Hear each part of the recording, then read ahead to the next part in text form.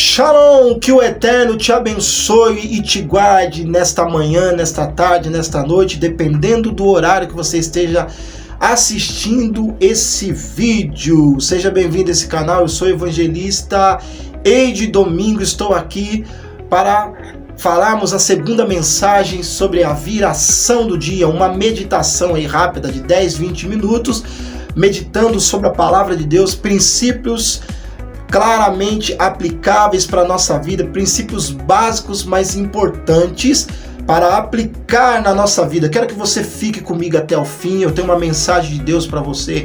Você que está aí no transporte público, no ônibus, no trem, dentro do seu veículo, vindo do seu trabalho, cansado, desanimado, desencorajado, ou ao contrário, quero que você pare, ouça essa mensagem.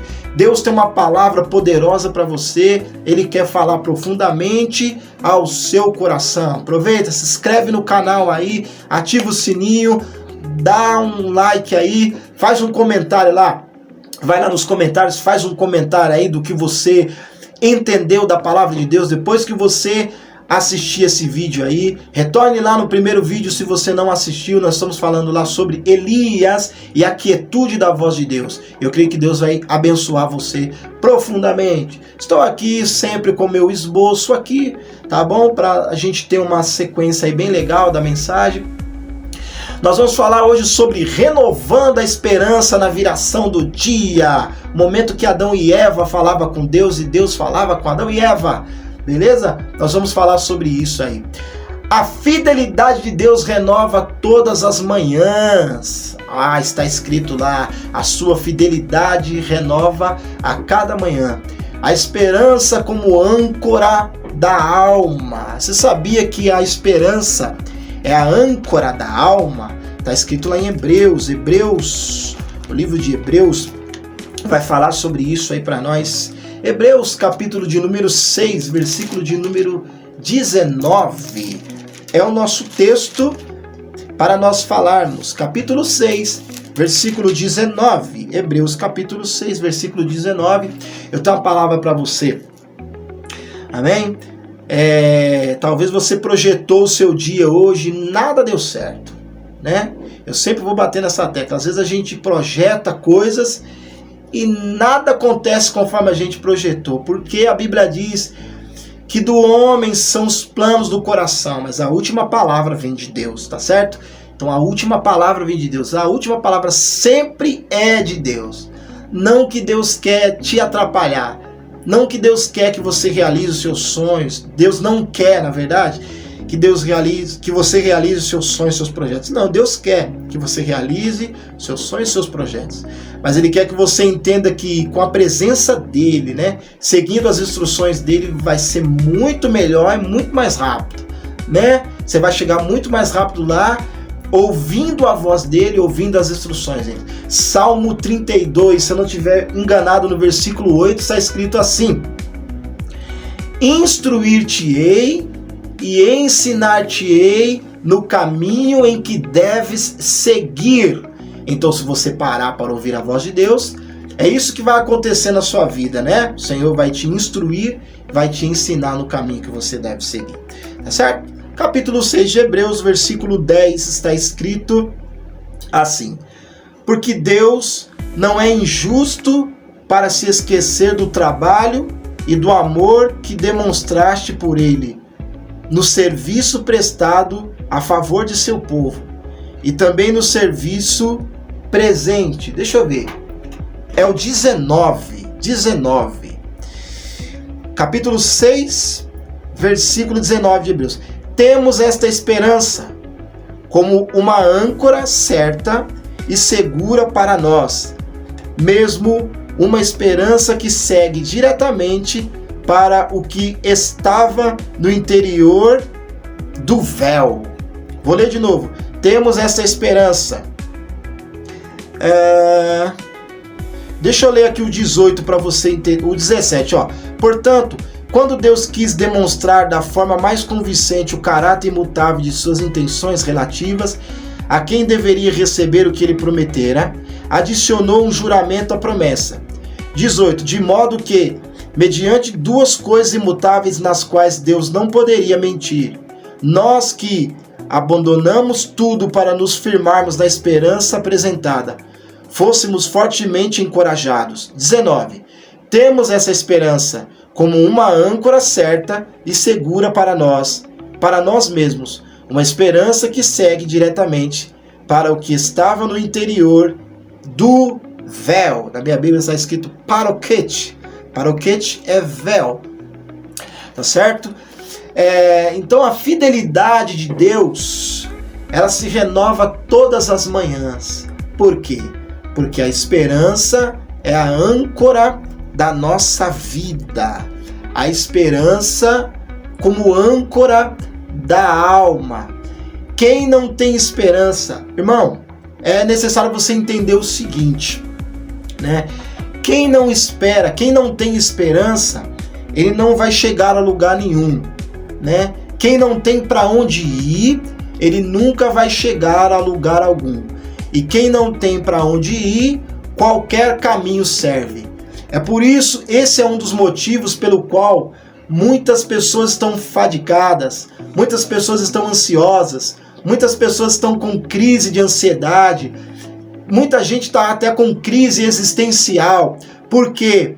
Porque ela não tem um objetivo, ela não traçou um objetivo dentro do seu coração. E muitas vezes a esperança dessas pessoas está em coisas supérfluas, está muitas vezes no seu dinheiro, no seu salário, está em coisas que não vai preencher o vazio do coração, o vazio da alma. É por isso que Hebreus, o escritor aos Hebreus, está dizendo que a esperança é a âncora da alma, porque a nossa esperança precisa estar em Jesus Cristo, o Messias, em Yeshua, o Messias. Está escrito, eu não me lembro se em Hebreus está escrito, Cristo em vós é a esperança da glória. Se nós queremos entrar no reino, se nós queremos entrar no reino de Deus, se nós queremos ser salvos, se nós queremos herdar a vida eterna, a nossa esperança não pode estar nas coisas deste mundo. A nossa esperança não pode estar nas coisas que o mundo pode oferecer. A nossa esperança precisa estar em Cristo, porque Ele é a única pessoa que foi colocada por Deus diante de toda a criação para salvar e para dar a vida eterna, né? Todo aquele que crê será salvo, mas aquele que não crê já está condenado. Por que já está condenado? Porque não crê. Se ele passar a crer, ele será salvo.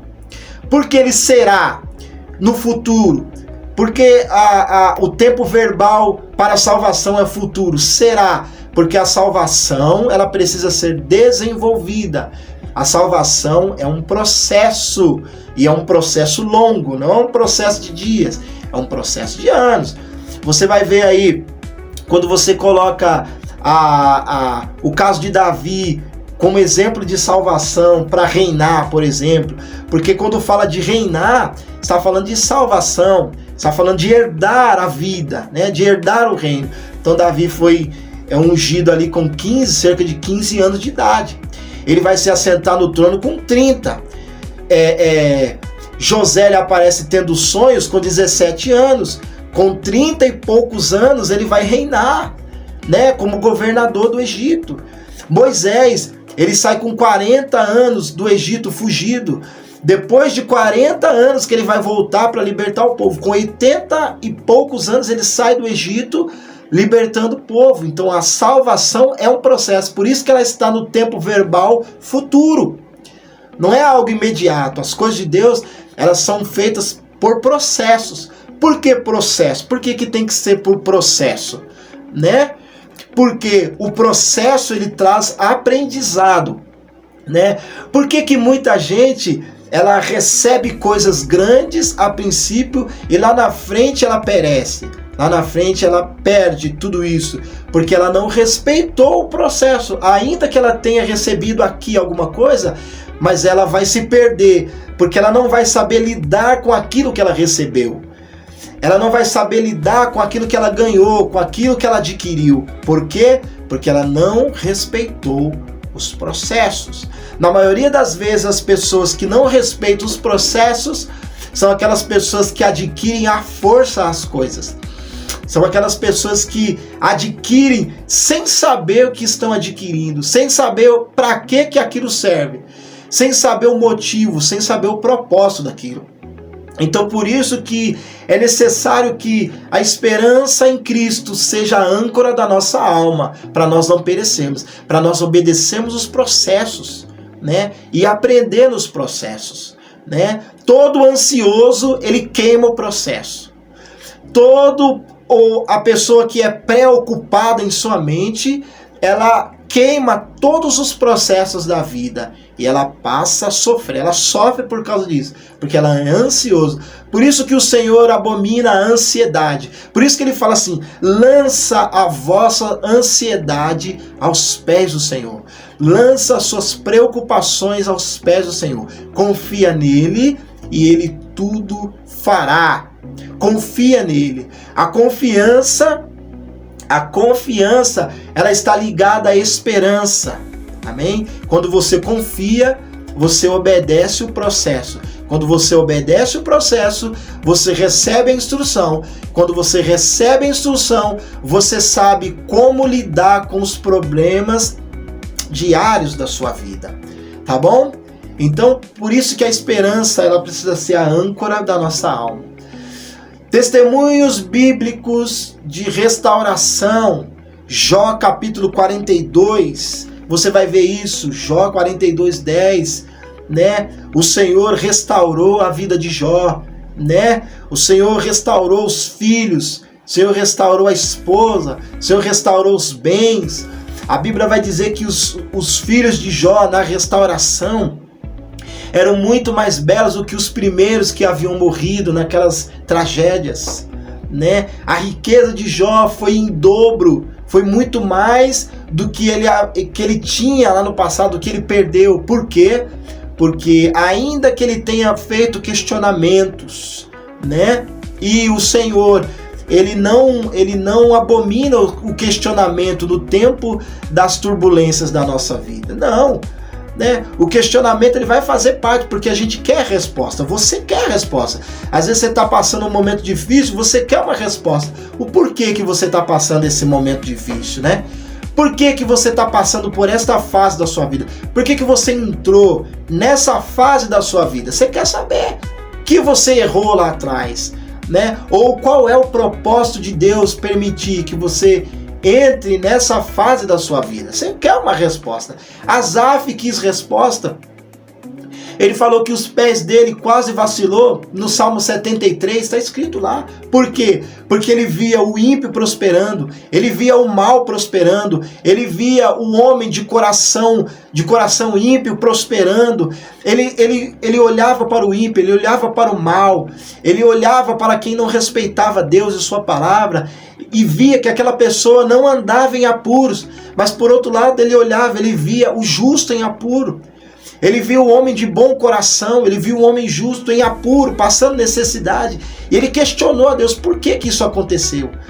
Aí a Bíblia vai dizer, ele mesmo vai dizer: eu entendi tudo isso quando eu entrei na casa de Deus, quando eu orei a Deus, quando eu busquei a Deus, quando eu fui para a quietude da presença de Deus, quando eu fui ouvir a resposta de Deus, na quietude da oração, na quietude da consagração, na quietude da entrega, na quietude do processo, eu fui buscar resposta.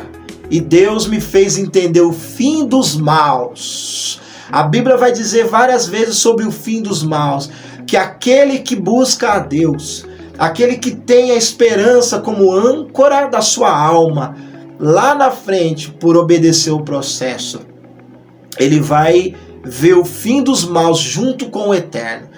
O fim daqueles que achavam que tudo estava indo bem, desobedecendo a palavra, menosprezando Deus e sua palavra. Tudo estava indo bem para ele, né? Mas agora, tudo ele recebeu. Lembra da palavra do rico e do Lázaro? Me veio à memória agora. A Bíblia diz que o Lázaro, ele foi achado no seio de Abraão, na eternidade. Mas o rico, ele foi achado lá no inferno. E a Bíblia diz que o rico clamava dizendo: Pai Abraão, permita que eu passe para esse lado. Ou pelo menos permita que Lázaro venha aqui, molhe o seu dedo na água e refresque a minha língua. O que o pai Abraão vai dizer? O pai Abraão ali é uma representação do próprio Deus. Ele vai dizer assim: olha, você, na sua vida na terra, você teve tudo de bom. Você teve tudo do bom e do melhor. Mas você não valorizou Deus, você não valorizou a palavra de Deus. Mas o Lázaro que está aqui agora, ele sempre esteve em apuros. Você vê que é o mesmo cenário que Asaf está trazendo para Deus na oração, no questionamento. É o mesmo cenário. O rico, o ímpio, ele está tendo tudo do bom, do melhor. E ele está iludido, ele está pensando que ele está abafando. Ele está pensando que está tudo certo, que ele vai lá na frente, ele vai, no último momento ele vai falar: não, agora eu quero Deus, eu vou ser salvo, né? Só que a vida de todos os homens vai ser pesada na balança, né? Não vai ser pesada na balança só aquele momento, o último momento dele, não. Vai ser pesado na balança toda a sua vida. Todas as suas atitudes, todas as suas palavras, todas as suas escolhas vão ser pesadas na balança, né? E aí agora, tá sendo pesado na balança lá, o rico lá, ó. O pai Abraão falou: não, ninguém pode passar daqui para aí, e ninguém pode passar daí para cá. Sabe por quê? Porque existe um abismo que separa esses dois mundos, essas duas atmosferas. Esses dois mundos estão separados por um abismo, né? Então, e aí você vê na parábola ali o rico entrando em desespero, né? Então esse é o fim dos maus. Esse é o fim dos maus que Asaf viu lá no templo. Esse é o fim dos maus que Moisés vai falar no Salmo 91. Ele vai falar do fim dos maus, né? A Davi vai falar, a Bíblia vai falar do fim dos maus, de pessoas que não tiveram a esperança em Deus como âncora de sua alma, né? Mas Jó esperou em Deus. Davi vai falar: não se perturbe dentro de mim a minha alma, espera em Deus e eu o louvarei. Ele vai falar: bem-aventurado é o homem que confia em Deus e espera em sua palavra. Ele vai falar isso também, né? Então esses são testemunhos. Jó é um testemunho de restauração, porque ele teve a esperança como âncora de sua alma. E o que a gente precisa também é viver um dia de cada vez com confiança. O nosso problema é que a gente quer viver tudo no mesmo dia. Talvez o seu problema seja esse: querer viver tudo no mesmo dia, querer conquistar tudo no mesmo dia. Não! É uma coisa de cada vez, é um degrau por sua vez, é uma experiência por sua vez. O nosso grande problema é não desfrutar da experiência que temos.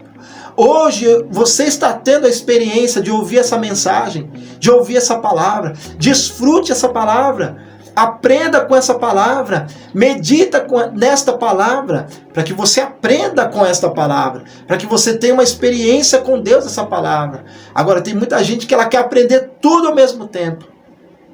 Ontem eu estava assistindo uma palestra de um palestrante. Ele estava dizendo que ele aprendeu que se a nossa mente humana ela desbloquear de uma vez e a gente aprender todos os códigos, todos os princípios, nós vamos pifar, nós vamos morrer, porque ao homem foi limitado. Nós só vamos perder essa limitação lá na glória, nós só vamos perder essa limitação lá no reino. Aqui não tem como, nós vamos entrar na loucura. Você viu Salomão? Salomão foi o homem mais sábio sobre a face da terra. O que ele fala? Eu experimentei a loucura, porque Salomão era um homem destravado na sua mente, não tinha limite para Salomão, irmão. Você vai ler aí livros extra Bíblia, você vai ver aí as coisas que Salomão criou, Salomão fez. Era uma coisa de coisa sobrenatural, de outro mundo, coisa de outra atmosfera, de outra intensidade, irmão. Amém? Mas porque ele era um homem destravado. Mas o que ele fala? Eu experimentei a loucura e o desvario. Porque ele aprendeu tudo, irmão, de uma vez. Ele foi aprendendo tudo de uma vez. Foi muito rápido o aprendizado de Salomão. Mas não, viva um dia de cada vez. Viva uma experiência de cada vez. Lembra que eu falei lá atrás, lá no começo da mensagem? Viva os processos. Desfrute dos processos. Aprenda nos processos. Adquira sabedoria. Adquira maturidade nos processos. E você vai crescer, você vai se tornar uma pessoa melhor. Talvez você não se tornou ainda o que você precisa se tornar, porque você está fugindo dos processos. É só isso. Aceite os processos. Amém? E para nós terminarmos aqui, a gratidão. A gratidão pelo sustento diário. Salmo 23 está escrito: o Senhor é o meu pastor, nada me faltará. Em hebraico está escrito: se o Senhor é o meu pastor. A palavra roi para pastor, ela quer dizer não só pastor, ela quer dizer amigo, ela quer dizer mentor e ela quer dizer apacentador, aquele que guia. Ela quer dizer amigo, mentor e guia. Então, se o Senhor é o meu guia, Ele não me falta, não é nada. Está escrito lá no texto original, Ele não me falta. É o mesmo contexto de João 10 que Jesus está falando. Ele está falando: eu sou o bom pastor, dou a vida pelas ovelhas. Eu não sou o mercenário. O mercenário, quando ele vê o lobo atacando a ovelha, ele sai correndo, deixa as ovelhas sozinhas para serem atacadas pelo lobo. É o mesmo contexto, é a mesma coisa que Davi está falando. Por quê? Porque no contexto de ovelha ali, tinha o bom pastor, que era o dono da ovelha, ele que tinha a patente, vamos dizer assim, o domínio da ovelha, mas tinha o auxiliar daquele pastor, que era o servo daquele pastor, normalmente alguém nascido na casa ou comprado, né? E existia um ajudante que era contratado, que era chamado de mercenário. Aquele cara estava ali só para ganhar o seu salário do dia. Então era uma pessoa, ele era um terceiro que para ele tanto fez, tanto faz se a ovelha tivesse bem ou tivesse mal. Para ele queria ganhar o dinheiro dele. Então é por isso que Davi fala: se o Senhor é o meu pastor, Ele não me falta. Pode o servo faltar, o servo do pastor pode faltar, né? Ou pode ser colocado aí como um profeta, como um líder religioso, pode faltar. O mercenário que só pensa no salário, ele pode faltar, mas o Senhor Deus não, Ele nunca vai me faltar. A Bíblia está repleta de versículos que provam isso. Ainda que o seu pai e sua mãe te deixem, eu nunca te deixarei e jamais te abandonarei. Amém? Eu estarei contigo. Se Deus é por nós, quem será contra nós? Né? Estarei contigo, Deus fala com Moisés. Eu serei o que serei. Se o povo de Israel perguntar quem me enviou, o que eu vou dizer para eles? Fala para o povo de Israel: eu serei o que serei, enviou você. Ou seja, eu serei, Moisés, para você o que for necessário. Se você vai precisar de poder, eu vou ser poder. Se você precisar de milagre, eu vou ser milagre. Se você precisar de cura, eu vou ser sua cura. Se você precisar de ajuda, eu vou ser sua ajuda. O escudo, fortaleza, eu vou ser tudo para você. É por isso que os profetas dizem que Deus é escudo, Deus é fortaleza, que Deus é esperança, que Deus é salvação, que Deus é a rocha, porque no momento que eles necessitaram, o Senhor foi isso para eles. Então, essa é a gratidão que eu e você precisamos ter. A gratidão pelo sustento diário. Se Deus é o seu pastor, Ele não vai te faltar. Essa é a certeza que você precisa ter no seu coração. Nessa viração do dia, neste momento que você está ouvindo essa palavra, coloque ela dentro do seu coração. A fidelidade se renova todas as manhãs. Você precisa ter a esperança como a âncora da sua salvação. Conte testemunho, viva coisas sobrenaturais, almeje viver e contar testemunho de grandes coisas que Deus está fazendo na sua vida, né? Davi, ele vai falar isso: bendiz a minha alma ao Senhor e nunca te esqueça dos benefícios que Ele te tem feito. né? Viva um dia de cada vez, viva uma experiência, desfrute de uma experiência por vez. Aprenda em cada experiência e viva a gratidão todos os dias. E o Senhor vai ser muito presente na sua vida. Que o Eterno te abençoe e te guarde, que você tenha um dia abençoado e que o Senhor possa mudar a história da sua existência, prosperando a você, dando saúde e te dando paz. Em nome do Messias Yeshua. Que o Eterno te abençoe. Até mais.